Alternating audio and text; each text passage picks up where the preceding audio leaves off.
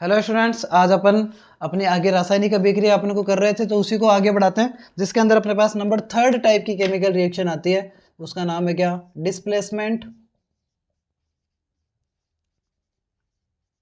Reaction.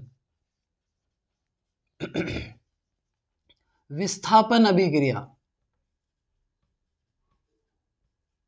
इसके लिए मैंने आपको याद होगा, मैं आपको आज एक छोटी सी चीज बता रहा हूँ। विस्थापन अभिक्रिया क्या होती है, डिस्प्लेसमेंट क्या होता है, आपको पता है।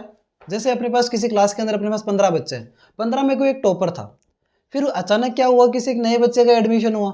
अगर वो नया बच्चा डफर था, तो क्या वो नया बच्चा उस पुराने वाले बच्चे को, जो टॉपर है, क्या उसके नंबर 1 रैंक को हटा सकता है? क्या नहीं हटा पाएगा।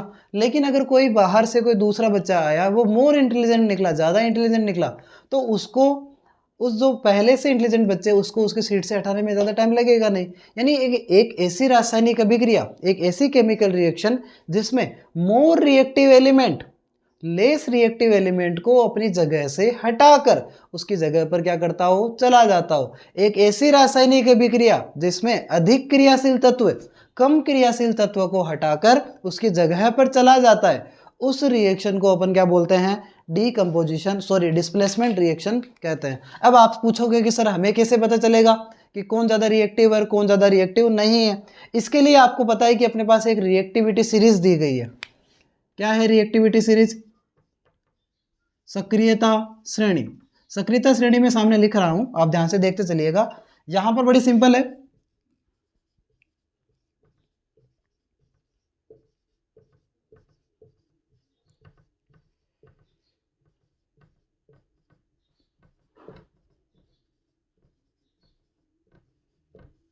मैंने लिख दी पूरे के पूरे। सबसे ऊपर जो है वो मोस्ट रिएक्टिव, सबसे कम है वो लेस रिएक्टिव, लीस्ट रिएक्टिव, यानी कम क्रियाशील। और यहाँ पे क्या आता है, जो अपने पास यहाँ पे बोल सकते हैं कि यहाँ पे बोल दो कि कम क्रियाशील है, वेरी लो है।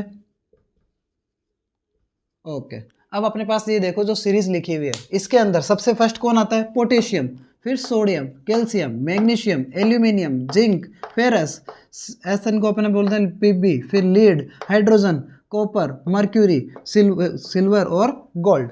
तो यहाँ पर अपने पास ये टिन और जो पीबी है, यहाँ पे आप एक चीज ध्यान रखिएगा, इनमें ये सबसे ज्यादा रिएक्टिव ऑर्डर अपने पास आ रहा है। तो सबसे ज्यादा रिएक्टिव कौन हो गया? पोटेशियम हो गया, सोडियम हो गया, कैल्शियम हो गया। जो मीडियम में आते हैं वो कम क्रियाशील है।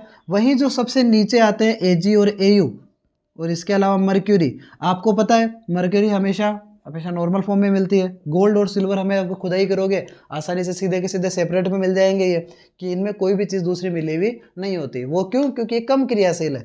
तो ये इनकी रिएक्टिविटी का ऑर्डर है, जो नीचे की तरफ लगातार क्या होता जाता है? डिक्रीज होता जाता है। तो यहाँ पर अब इसको समझने में आपको बड़ी आसानी रहेगी। मैंने इसको बड़ी सिंपल ट्रिक से याद रख रखा है, आपको मैं बोलना चाहूंगा। जैसे क्या है, का ना का माजले, जनता फिर शंकर प्रभु हरे, क्यों हरि आगे आए। वापस बोलना चाहूंगा, काना का माजले, जनता फिर शंकर प्रभु हरे, क्यों हरि आगे आए। इस ट्रिक से मैंने इसको पूरा का पूरा याद रख रखा है। आप भी इसको ऐसे से चले ताकि आपके लिए भी आसानी रहे, या आप कोई दूसरी ट्रिक जो आप बनाना चाहें आप बना सकते हैं। अब रिएक्शन क्या हो गई? एक ऐसी केमिकल रिएक्शन जिसमें कोई high reactive element less reactive element की जगह पे जाके बैठ जाएगा और उसको उसकी जगह से हटा देगा। उस रिएक्शन को क्या बोलते हैं अपने पास? Displacement reaction.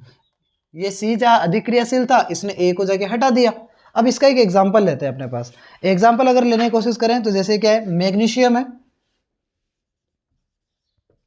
जब इस मैग्नीशियम को मैं क्या कर रहा हूं, कॉपर सल्फेट के सॉल्यूशन में डालता हूं,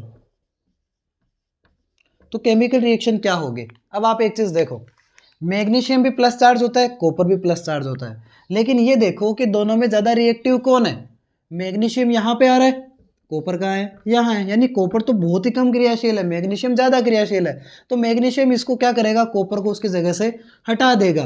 क्या बन जाएगा? MgSO4 प्लस कॉपर क्या चला जाएगा? बाहर चला जाएगा। तो एक ऐसी रासायनिक अभिक्रिया जिसमें अधिक क्रियाशील तत्व कम क्रियाशील तत्व को हटाकर उसकी जगह पे चला जाता है, उस रिएक्शन को क्या बोलते हैं अपन?